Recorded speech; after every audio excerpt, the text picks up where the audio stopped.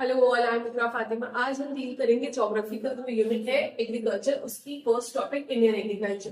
Indian agriculture से तो हम सभी अवेयर हैं क्योंकि ये बहुत ही कॉमन टर्म है और हम हमेशा से सुनते आ रहे हैं, जूनियर क्लास से पढ़ते हुए आ रहे हैं कि व्हाट इज एग्रीकल्चर। तो एग्रीकल्चर के बारे में तो हम सबको पता है कि एग्रीकल्चर या Indian agriculture first source of income है हमारी इंडिया की। फर्स्ट सोर्स ऑफ इनकम भी है और ये फर्स्ट ऑक्यूपेशन भी है, क्योंकि हमारे जितने भी अगर हम देखें पहले के टाइम से, तो एग्रीकल्चर ही पहला सोर्स था इनकम का भी और ऑक्यूपेशन का भी।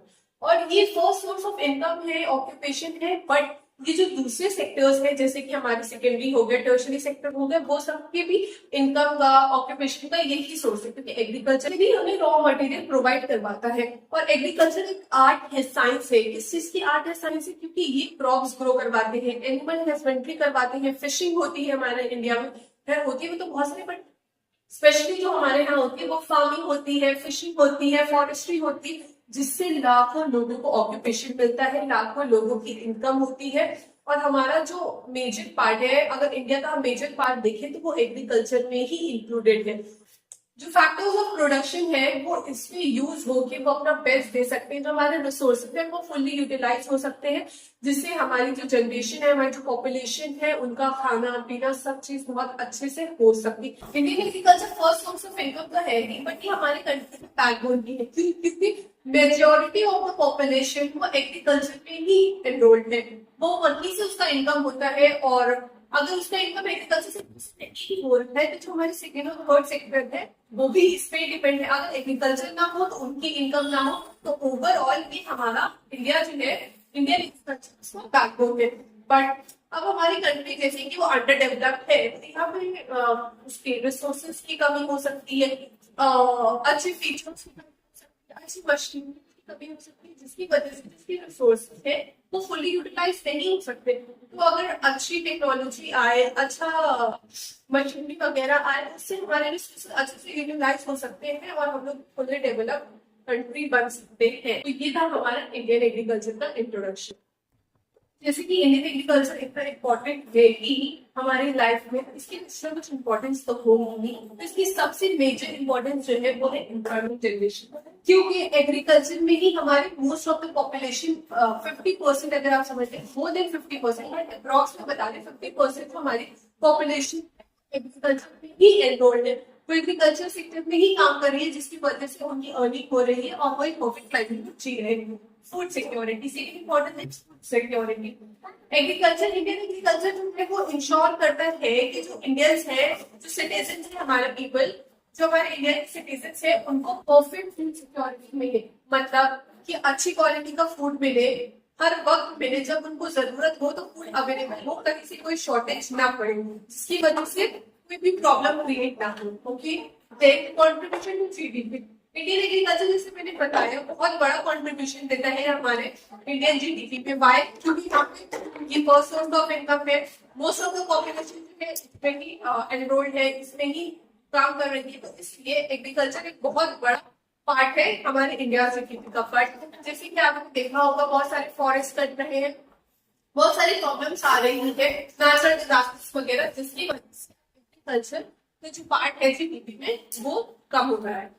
जब आप ये 3 पॉइंट्स आई होप समझ आ गए, आप इनको नोट डाउन कर लीजिए। आप लोगों ने नोट डाउन कर लिया। नेक्स्ट हमारा इम्पोर्टेंट है raw material and source of organism. बताया कि एग्रीकल्चर की फर्स्ट सोर्स ऑफ इनकम है, जिसमें हमारे जो सेक्टर्स है वो डिपेंड करते हैं। दूसरे सेक्टर्स का डेवलप हो गए, उसके लिए कॉटन वगैरह की होगी, रॉ मटेरियल कौन प्रोवाइड करेगा? हमारा एग्रीकल्चर, इंडियन एग्रीकल्चर प्रोवाइड करेगा। शुगर केन, चीनी बनती है, अगर जो चीनी वाली इंडस्ट्री है उसको शुगर केन कौन प्रोवाइड करवाएगा? हमारे इंडियन एग्रीकल्चर। इसलिए इसका इम्पोर्टेंट ये भी है कि रॉ मटेरियल्स कौन प्रोवाइड कराते हैं? इंडियन एग्रीकल्चर प्रोवाइड कराती है हमारी दूसरी इंडस्ट्रीज। ओके, नेक्स्ट हमारा है सोर्स ऑफ फॉरेन एक्सचेंज। तो जैसे कि फॉरेन कंट्रीज में बहुत सारी चीज अच्छी नहीं होती है, तो वहां का एक सबसे मेन रीजन ये भी है कि वहाँ की जो लैंड है वो इतनी फर्टाइल नहीं होती, तो जिस क्वालिटी की प्रोडक्ट्स हमारे इंडिया में हो सकते हैं वहां नहीं हो सकते। इसलिए जो फॉरेनर्स होते हैं वो हमारे इंडिया से इंपोर्ट करते हैं, तो फिर वो इंपोर्ट करते हैं जैसे कि राइस हो गए हैं, कॉटन हो गए हैं, शुगर केन हो गए हैं, बहुत सारे तरीके के प्रोडक्ट इंपोर्ट करते हैं, तो हमारा एक्सपोर्ट बढ़ता है, जिससे हमारे फॉरेन एक्सचेंज रिजर्व भी बढ़ते हैं, जो कि हमारी कंट्री के लिए बहुत अच्छी चीज है। ओके, तो ये हमारे इंपॉर्टेंस, प्लीज इसके पॉइंटर्स आप नोट डाउन कर लीजिए। तो अब हम डील करेंगे इंडियन एग्रीकल्चर के चैलेंजेस। सबसे पहला चैलेंज है डिपेंडेंस ऑन मॉनसून। तो जैसे कि इंडिया अंडर डेवलप्ड कंट्री है, उसकी जो फार्मर्स है उनके पास इतनी अच्छी इरिगेशन फैसिलिटी नहीं है ना, उनके पास इतना सा पैसा है अच्छी इरिगेशन फैसिलिटी और करा सके, तो इसलिए वो ऑटोमेटिकली किस पे डिपेंड होते हैं, मॉनसून। बट इंडिया में मॉनसून का अनप्रेडिक्टेबल है, वो कभी इतनी ज्यादा तो कभी इतनी कम, जिसकी वजह से उनका बहुत ज्यादा लॉस हो जाता है और हमारे क्रॉप्स खराब हो सकते हैं। नेक्स्ट है ट्रेडिशनल मेथड। तो फिर से वही बात आ गई कि हमारा जो इंडिया है वो अभी अंडर डेवलप्ड है, उसके पास उतना फंड्स नहीं है कि वो अच्छी मॉडर्न न्यू इक्विपमेंट्स यूज कर सके, टेक्नोलॉजी इस्तेमाल कर सके, जिससे हमारा जो आउटपुट है वो भी बढ़े, हमारा प्रोडक्टिविटी भी बढ़े, तो हमें अच्छा आउटपुट मिले, हमारा प्रोडक्शन भी बढ़े। तो इसमें ट्रेडिशनल मेथड एक काफी बड़ा चैलेंज है हमारे इंडियन एग्रीकल्चर के लिए। नेक्स्ट है स्मॉल लैंड होल्डिंग्स। अब ये चीज तो बहुत ही कॉमन है, क्योंकि अब एक नॉर्मल सी लैंड है हमारे पास, अब हम उनका बेटा हुआ वो लैंड उनके भी बढ़ती, उनका बेटा हुआ वो लैंड उनके भी बढ़ती, तो ऑटोमेटिकली वो लैंड कम होती चली जा रही है, तो इससे हमारा प्रोडक्शन भी, जो चीज हमें जितना प्रोड्यूस करना चाहिए वो हम नहीं कर पाते हैं, जनरेशन में जैसे हो सकता है, और हमारे पास उतने फंड्स नहीं है कि टाइम में इन्वेस्ट कर सके, तो ये बहुत बड़ा रीजन हो जाता है। नेक्स्ट आती है ह्यूमन प्रोडक्टिविटी। तो जैसे मैंने बताया हमारी कंट्री की वजह से हमारे जो फार्मर्स है उनके पास इतने अच्छे रिसोर्सेज नहीं है जो वो उसको यूटिलाइज कर सके, जिससे वो अपना बढ़ा सके प्रोडक्शन, और ना ही वो ऑब्वियस बात है जब उनके पास इतना ज्यादा रिसोर्सेज नहीं होंगे, इतनी अच्छी इनकम नहीं होगी, तो वो उतना अच्छा खाएंगे नहीं, तो जब वो उतना अच्छा खाएंगे नहीं तो उनका प्रोडक्टिविटी ऑटोमेटिकली कम हो जाएगी। ये चार चैलेंजेस जो है इसमें जब तक रोल आउट करिए, मैं आपको आगे के चैलेंजेस बताऊंगी। अब नेक्स्ट चैलेंज है हमारे transport and storage and transport. तो जैसे कि इनएडिक्वेट स्टोरेज होती है हमारे फार्मर्स के पास, उनके पास प्रॉपर स्टोरेज फैसिलिटीज नहीं होती है, तो इसकी वजह से बहुत ज्यादा वेस्टेज हो जाता है हमारे क्रॉप्स का, और उसकी वजह से उनको लॉस हो जाता है। सेकेंडली ट्रांसपोर्ट प्रॉब्लम होती है हमारे फार्मर्स के साथ, क्योंकि उनके पास एक प्रॉपर मोड ऑफ कम्युनिकेशन नहीं होता है ड्यू टू वेरियस रीजन, या तो वो बहुत ज्यादा हाई चार्जेस होते होंगे उसके, या तो उनको वो उस टाइम नहीं मिल पाता होगा, जो भी रीजन हो, बहुत सारे वजह से ट्रांसपोर्ट प्रॉब्लम होती है, और जब प्रोडक्ट्स की जरूरत होती है मार्केट में वो सही टाइम पे नहीं पहुंच पाते, तो इसकी वजह से हमारा लॉस हो जाता है। ठीक है, नेक्स्ट आता है मिडिलमैन एक्सप्लॉयटेशन।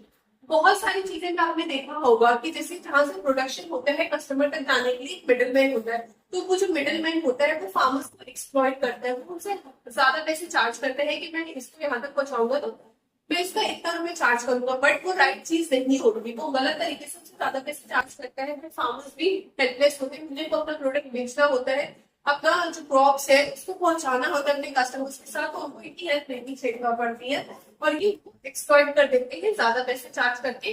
तो जब वो ज्यादा पैसे चार्ज करेंगे तो हमारे फार्मर्स का लॉस हो जाएगा, क्योंकि उनके पास कम पैसे बचेंगे। नेक्स्ट अब हमारे फार्मर्स जो है वो बहुत ज्यादा लोन ले लेते हैं, जैसे कि गांव में होते नहीं है नेता वगैरह, उन लोगों से वो लोन ले लेते हैं। क्यों लोन ले लेते हैं? ताकि वो अच्छे से यूज कर सके अपने पैसों का, अच्छे से वो प्रोडक्शन कर सके, अच्छी फार्मिंग कर सके। वो ये सोच के लोन लेते हैं कि मैं अच्छी फार्मिंग करूंगा तो मुझे अच्छा प्रॉफिट मिलेगा, बट यहाँ होता ही है कि रेट ऑफ इंटरेस्ट जो है ज्यादा हाई लगा देते हैं, जिसकी वजह से वो ऑटोमेटिकली डेब्ट के अंदर फंसे रह जाते हैं, वो अपने लोन नहीं चुका पाते हैं, और उनका ना प्रोडक्शन अच्छा हो पाता है। अगर प्रोडक्शन अच्छा हो भी जाता है तो वो जो है अपने लोन चुकाने में ही उनके पैसे चले जाते हैं, और ऑटोमेटिकली लास्ट वो पॉवर्टी में ही फंसे रह जाते हैं। सो ये तो हमारा चैलेंजेस इंडियन एग्रीकल्चर का।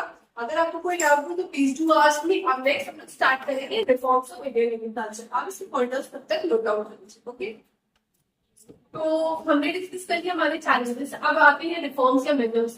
क्या रिफॉर्म्स गवर्नमेंट ने लिया, क्या मेजर्स गवर्नमेंट ने लिया जिससे जो हमारे चैलेंजेस थे इंडियन एग्रीकल्चर के वो सॉल्व हो सके। तो सबसे पहला पॉइंट है लैंड ऑफ रिफॉर्म्स। तो लैंड ऑफ रिफॉर्म्स में होता ये है, जो आपने देखा होगा जमींदारी सिस्टम जो पुराने टाइम में, उसको उन्होंने खत्म करा गवर्नमेंट ने, और जो लैंड सीलिंग का सिस्टम था उसको भी खत्म करा। वो टाइम ये होता था कि जमींदार होते थे गाँव के, वो कहते थे कि तुम हमारी लैंड पे काम करो बट, और तो क्रॉप भी हम ही को दो, बट उन्हें वो उतने वेजेस नहीं देते थे, उतने पैसे नहीं देते थे इसका उनका जो राइट होता है। तो इससे क्या होता था, उसका फार्मर्स का बहुत ज्यादा लॉस होता था।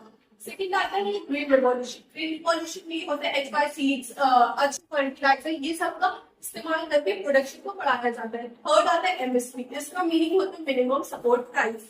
मिनिमम सपोर्ट प्राइस, तो इसमें गवर्नमेंट इंश्योर करती है कि फार्मर्स को हर प्रोडक्ट्स के बदले, हर क्रॉप्स के बदले एक इतना अमाउंट को फिक्स कर देती है कि ये इतना अमाउंट को फार्मर्स को मिलना है जिसकी वजह से फार्मर्स को लॉस ना हो।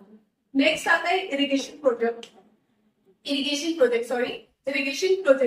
तो इरिगेशन प्रोजेक्ट में ये होता है कि गवर्नमेंट जो है हर साल या 5 इयर्स या 10 इयर्स का एक प्लान बनाती है, उसमें वो अच्छी अच्छी इरिगेशन फैसिलिटीज जो है वो एक सिटी में जहाँ पे ज्यादा फार्मिंग होती है या वो एरिया में वो डेवलप करवाती है, ताकि हमारे जो फार्मर्स है वो अच्छी इरिगेशन फैसिलिटीज का यूज कर सके, अच्छा प्रोडक्शन कर सके। एक ये पॉइंट अच्छा, मतलब उन्हें पैसे देती है, सब्सिडीज वगैरह हो गई वो देती है, ताकि वो अच्छे से अपना प्रोडक्शन कर सके और अच्छा उनको इनकम मिले, उनको रिटर्न। डैम्स, ट्यूबवेल्स और बोरिंग, ये सब उसका इंस्टॉलेशन करवाती है गवर्नमेंट, ताकि जो हमारे फार्मर्स है वो अच्छा यूज कर सके, डिपेंडेंस ऑफ मॉनसून कम हो सके। ठीक है, तो अब हमारे लास्ट 3 और बचे हुए मेजर्स।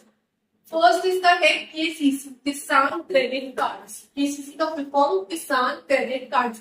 ये गवर्नमेंट ने एक क्रेडिट कार्ड इसलिए लॉन्च करे थे ताकि हमारे फार्मर्स को शॉर्ट टर्म लोन मिल सके और लो रेट ऑफ इंटरेस्ट में, जिससे उनको बेनिफिट हो सके, वो अच्छा लोन ले सके, अच्छा इन्वेस्ट कर सके अपने प्रोडक्शन में और उनको अच्छा रिटर्न मिले।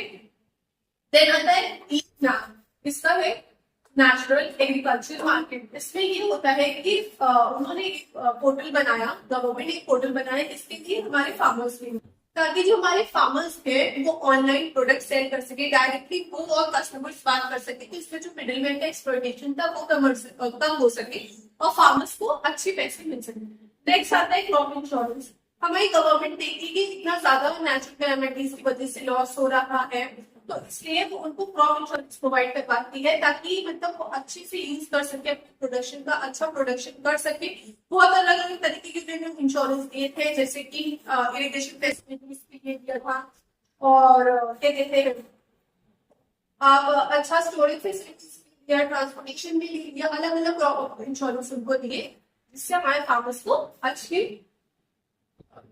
फार्मर्स का अच्छा प्रोटेक्शन हो सके। तो ये पिछले हमारे रिफॉर्म्स इंडियन एग्रीकल्चर के। तो यहाँ पे हमारा एग्रीकल्चर का जो है चैप्टर वो खत्म होता है। अब मैं नेक्स्ट वीडियो में अपना एग्रीकल्चर यूनिट की नेक्स्ट टॉपिक डिस्कस करूंगी। Okay, that's for today.